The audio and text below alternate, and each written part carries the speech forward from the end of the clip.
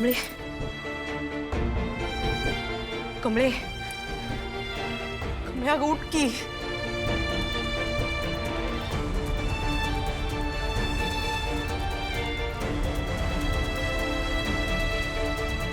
आई तुझी तुझीच कृपा झाली. कमळे कमळे असं अचानक कसं झालं म्हणे? तुझ्या डोक्यात कोणी काय मारलं? तुम्हा दोघींपैकी कोणी नाही ना काय केलं?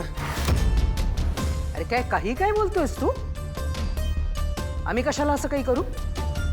आणि मी तर झोपले होते, लाईट गेले म्हणून जाग आली, म्हणून मी बघण्यासाठी खाली उतरत होते, कळलं का? आणि मला तिला विचार ना, ही होती ना.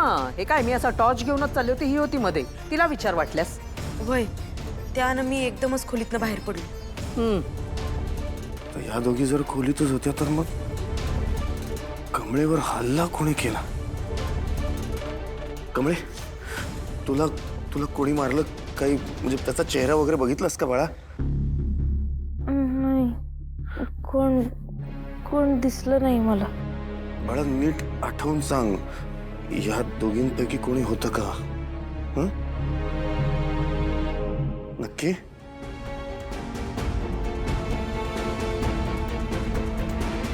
बरं आत्या, रागिणी तुम्ही जा झोपाला. हो झोपणारच. तसंही रात्र खूप झाली आहे, तेव्हा कमळीला आरामाची गरज आहे. हा जा. झोप मोड झाली ती झाली. चल ग. बरं निघे, कमळीची काळजी घे आणि काही वाटलं तर मला आवाज दे. वय आलोच बाळा. हं?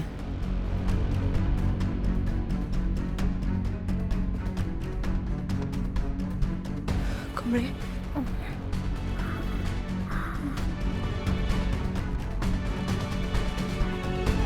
कमळे तू खरंच कुणालाच मारताना बघितलं नाहीस काय ग?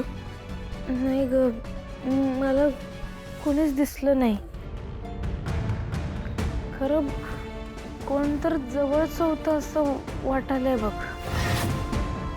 हां म्हणजे कोण तर जवळचं असं ओळखीचं होतं बघ माझ्या मागं.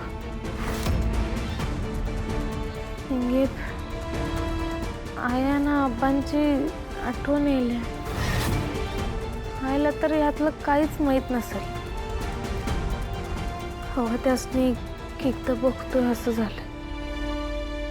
आपण गडावरनं आलो की नाही, गावाकडे जाऊया भेटायला. वय